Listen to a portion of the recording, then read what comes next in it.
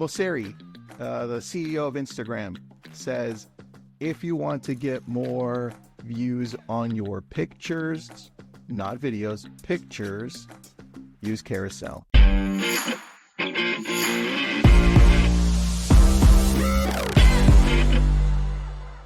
This episode is brought to you by SocialGenius. That's where Jeff and I get to actually teach you what to do on social and how to grow it.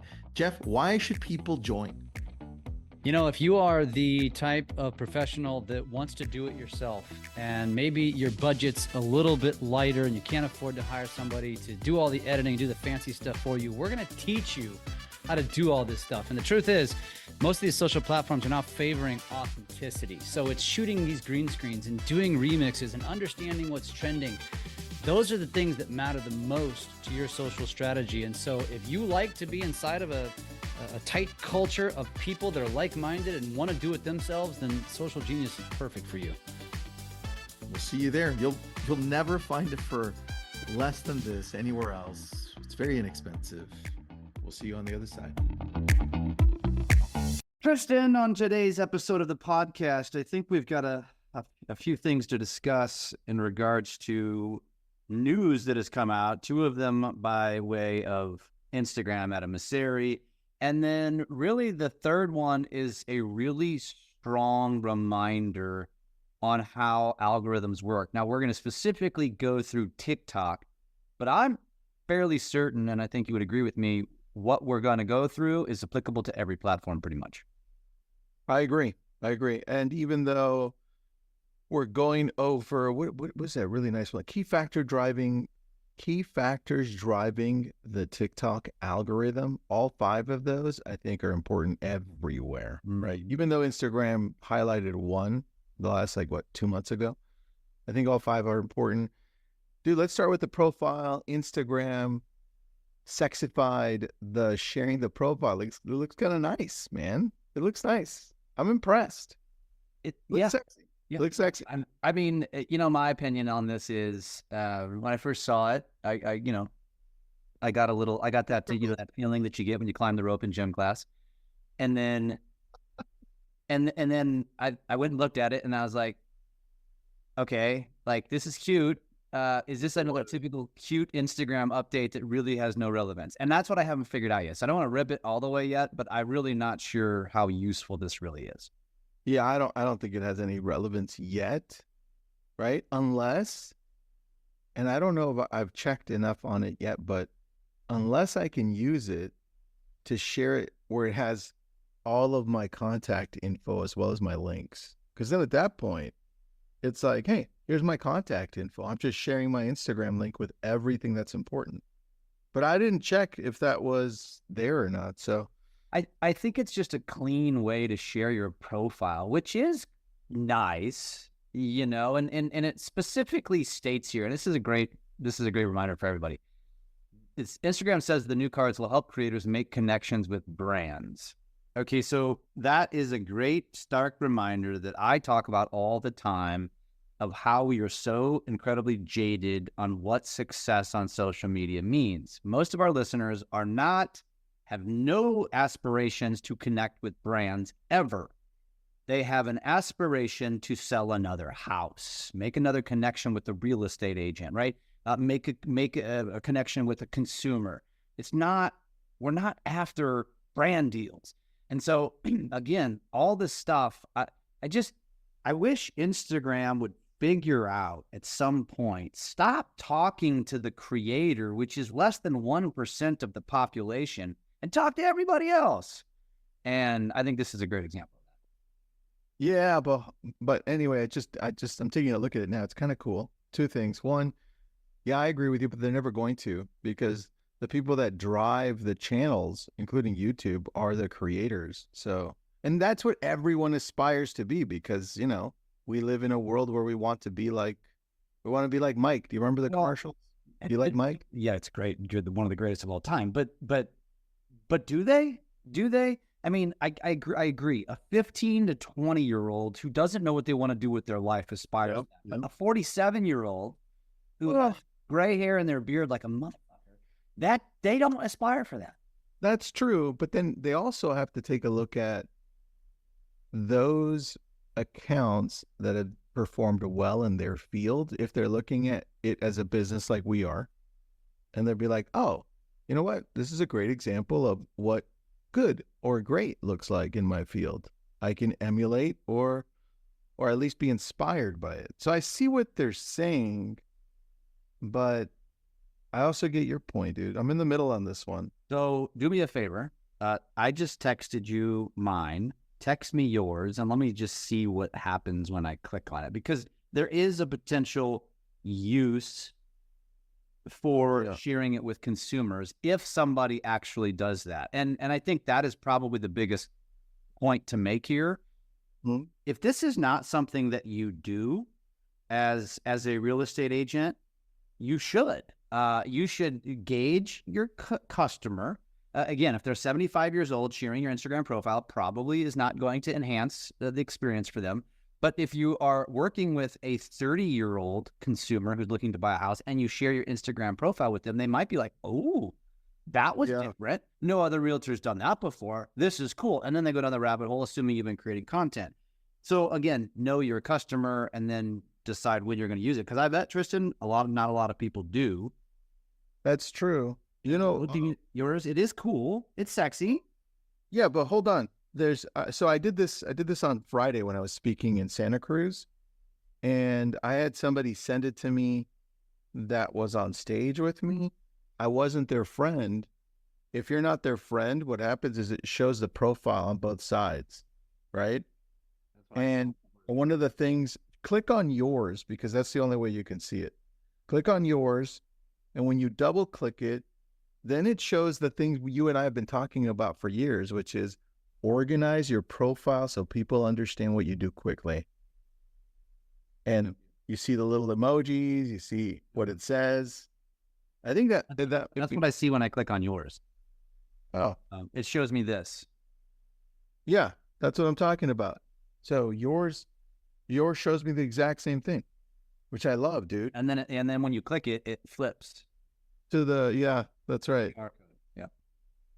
It's pretty cool. But yeah, I don't know that it has any usefulness. Yeah. It's almost like it's a vanity update and it doesn't really matter that much. Agreed. Okay. All right, next. Mosseri, the CEO of Instagram, says, if you want to get more views on your pictures, not videos, pictures, use Carousel. Use Carousel. People can scroll. They'll stay longer. They'll engage more. That's just what their data is showing. And obviously, some of the carousels can have videos in between, which is great. I tested this out on Friday night. I was like, yeah, I'll test this out. It's been a while since I did a carousel. And shit, mine performed well, but I think it was more the content than that the fact that it was a complete carousel. But I'm a fan of carousels. We do one a week in our content spreadsheet. I don't personally post them. So admittedly, I take a carousel and I make it a video. So I just incorporate elements and I take the images, like you've probably seen where I did like the top 10 things you shouldn't put on your garbage disposal. And then I'll use the graphics and then I'll integrate Winter, like holding up the eggshells that you shouldn't throw it out. So I'm a video guy, right? I think videos perform better. But if I was to post, static, I think people like when they see, and especially, Tristan, I think it's important when you do the carousel, make sure they know on that first slide, like there's an arrow. Yeah. That's eye grab. It's eye catching. And people know, okay. And then when I scroll once, that's all they got to do. And then you just keep them going, but make it like you're almost like you're telling a story. Good point. You are telling a story. Good point on the arrow. You're right. Without that, it's not going to matter. They think it's just an image. They may not know. Yeah. You've got to guide them basically. Agreed. All right. Let's go into the good stuff here, which I think applies to everything, just like you said. There's a graphic by Giraffe Social, and it's titled How the TikTok Algorithm Works, a visual guide to maximizing engagement. Starts off with some stats. Those are great, but there are a couple of things that we want to take a look at. For us, It's the key factors driving the TikTok algorithm. And Jeff, it's not a surprise, right? It's the same 5 things that everybody focuses on. But The thing I was before waiting we go there, though, I think we should share the why TikTok matters for anybody who's still not there. You need to hear these. We have people that don't believe in TikTok still? Yeah. Wait, are you serious? I was joking. No, yes. I hear damn. people that nobody says, 2 years ago, people were like, no, absolutely not. Now people just say, oh, I still haven't done that yet. Like, it's more of a, ooh, yeah, I think I do know I need to be there, but, kind of thing. But I think it's important to know this data. And so let's go over the why TikTok matters data first. Dude, go. TikTok has 1 billion plus active users. No big deal. Well, that is a big deal, but it is what it is. Users spend 95 minutes per day on average. 95 minutes. Do the math. That's over an hour and a half. TikTok has, this is important, over 150% higher engagement rate than Instagram, and I can vouch for that. It does. 90%, this is big, 90% of TikTok users, that's you and me, Tristan, visit the app daily. Also, guilty. I'm in the 90%. Yeah. 70% of users say TikTok content helps them discover new products or brands. That's important. No matter what your business is, people are using and searching TikTok. I've heard this from people. Like, my daughters say this. Like, my daughter's had a 21st birthday. I said, where do you want to go out on your 21st birthday? I don't know. Let me go to TikTok and let me go see what's out there. Oh, wow. They don't say Google anymore. They say that. I'm not kidding. Like, that's exactly what she said. And she just probably typed in, Things to do. Yeah. And then videos with trending audio have a 1.5 times greater chance of getting onto the For You page. I don't know if I care as much about that one, but it just tells you that trending audio still could have an impact on a video. I have disproved that because, Tristan, I don't put music to any of my talking head videos anymore, but I do put it on my other videos. What if you did put music? You should A/B test it. I have tested it. It doesn't matter. Like, I used to do it thinking that if I put a trending sound and just turn it all the way down, at least I'm using the trending sound. It doesn't matter. Like, it's the content that really matters. And it doesn't matter how long you talk. If the content is strong, if the topic is strong, people are interested. Like, I did a news last week about they're moving the location of the shootout. That was big news. I talked about it, gave my opinion. It's got 30-something thousand views and thousands of shares. And it's just, and I knew it would, and it didn't matter what, I could have literally probably been sitting on the toilet taking a shit. That one would have performed well. It's more of recognizing the opportunity that exists when that kind of stuff happens and then jumping on it. By the way, we have to take a moment to say hi to Brian. What's up, Brian? Hi, Brian. All right. One stat that's not here, which is surprising, I guess, because it's like the world. But in the U.S., it matters to us. There's 170 million Americans on TikTok. And I think that's important, right? Look at our population. So, all right. Let's go into key factors driving the TikTok algorithm. Instagram announced 2 months ago that the important thing for them is shares above everything else. Now, this isn't from TikTok officially. This is just a company looking into seeing what matters.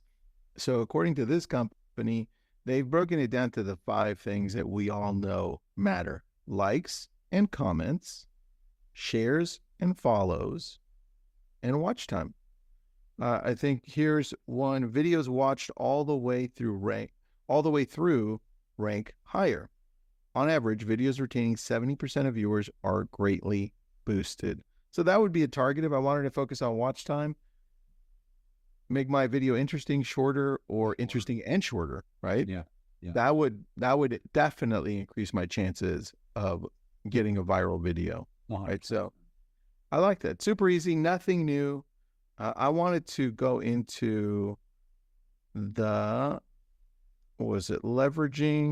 creating higher quality content. We've talked about that. The breakdown. Where's the breakdown? The For You page breakdown. That's what I wanted to talk about. Yeah. Mm-hmm. This is what Jeff just showed me, which I thought was pretty amazing. It simplifies the process for you so you can see how you can get your videos to be seen by more people on TikTok. And there's 1, 2, 3, 4, 5, 6, 7 steps. Oh, thanks for doing that, buddy. let's go over it. First, the video's posted, which is great. I think most of you, the ones that are posting are doing this. Step one. Amazing. It goes for the initial push. And I think the initial push, and they don't add it here, but the initial push is just for either people that it's a certain amount of people that are following you and a certain amount of people that the algorithm thinks will like your video. So for example, Jeff with the Ozarks, it's blasting it out to people around the area because it already knows what type of video he posts, and then his followers. Next, it pushes it to viewers, a bigger chunk of viewers if those viewers already start looking at it and engaging with it. And then it evaluates it apparently, and it says performance rating, watch time, shares, comments, likes. This is where it comes into play. Dude, Jeff, I have a question for you. Remember, this is not TikTok saying this, but what do you think? If we're looking at TikTok, by TikTok, what do you think they favor the most out of the 5 things? You know, Instagram said, hey, we favor the shares. What do you think TikTok favors the most out of those 5 right there? Yeah. I'd say watch time. You say watch time? Yeah. Oh. That's my guess. Yeah. But honestly, I think TikTok's algorithm is so intuitive. I think it's probably a blend, to be honest. I think that likes and comments, I think, are probably the lowest on the totem pole. But I mean, honestly, they matter, you know? As I talk about it, they're all super important. But if I had to guess, I think watch time is a metric that's really important for the algorithm. I think it's watch time at the top because YouTube does the same thing, right? Watch time at the top. And then I think it's shares. Mm-hmm. Because I've seen some of my videos that have blown up. They have very few comments. They have some likes, but they have a shit ton of shares and they have a lot of watch time. Yeah. Which is interesting. All right, let's go back down to that awesome flow chart. So now if it catches on, it's like, hey, the performance rating, it's great. We got a lot of watch time. Then there's a ratio rating, which Jeff just brought up. It's like, hey, what's the balance between all of these, right? And then it says good performance gets continually pushed. So that means it goes back to more viewers. It goes in a little circle and it keeps growing and it keeps growing. Poor performance, which is very familiar to all of us, poor performance sees posts dropped from the algorithm. That means it'll just not show up again. And then one more time, final push to viewers.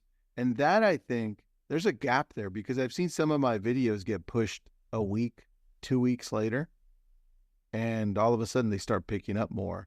So that's an interesting thing. How long do you think that gap is on the final push to viewers after you had poor performance the first time? Quickly. You think so? Yeah. Well, I think if it's a poor performing video out of the gate, it's buried quickly. I think if you get good performance, it definitely hangs around longer than it did on the initial go. But I mean, I'm sure you've noticed this. When things drop off, they drop off rapidly. Yeah, that's true. I never get it hits a wall. It hits a wall. I have one right now that hit a wall. Well, not just one. I got a few. Well, most of them hit a wall before they even get started. Let's just be honest. And that's all of us. I mean, that's what keeps people from doing this consistently, because it's mentally, it just beats them up when their content doesn't perform, rather than just saying, okay, next, okay, next, okay, next. Yeah. And I think, and then honestly, Tristan, I think it's a combination of things. Then people get so consumed with a well-performing video that they probably check their Facebook, Instagram, TikTok like 74,000 times a day when something's performing well. And you know what? You should be happy for yourself. But I think, to me, Tristan, I think one of probably the most underrated topics as it relates to social media that we should be talking about more is just simple discipline. Like, you know how the gym or the workout industry has just exploded over the last 10 years, and really because of social media.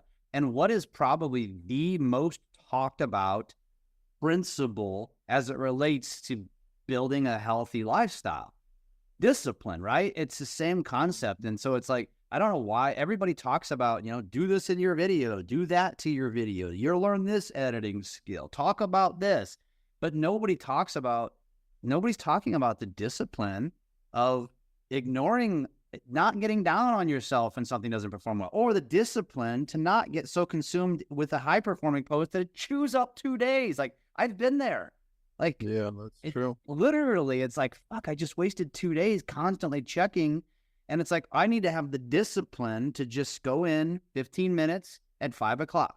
Don't do it throughout the, you know what I mean? And those are the things I think that are so incredibly important that we need to talk about it more. That's very true. Very true, man. And then on that, the opposite, which is your video performed extremely well. And then you're like, well, I don't want to post another video for the other video to take its place, right? It's almost like you have a problem with yourself, where it's like, wait, I don't want to outperform myself here. Yeah. We've seen that too on both ends. Isn't that crazy? On both ends? It's like, oh, my videos are shit, I'm not going to post anymore. Oh, this video is so good, I'm not going to post for a while. Yeah. Very interesting. I didn't think about that until you just told me. All right, well, that's all I've got. Yeah, it's a good reminder. Good. I think this is the kind of thing that needs to be talked about fairly frequently. Oh, the last thing I will say too is their final tips for success that it says on here is, number one is engage with your audience. Like, that should be 101. If you spend all of this time to create consistent content and you're not regularly engaging, like, you're literally leaving opportunity on the table. The other whole analyze and adapt, optimizing thumbnails and collaborating with other creators are kind of all next level. I think you got to literally stay up. You got to build the consistency, consistently engage with your audience, build that cadence, that rhythm, and then take it to the next level of all the other things. Agreed. Love this one. Thanks for joining, everybody. Peace.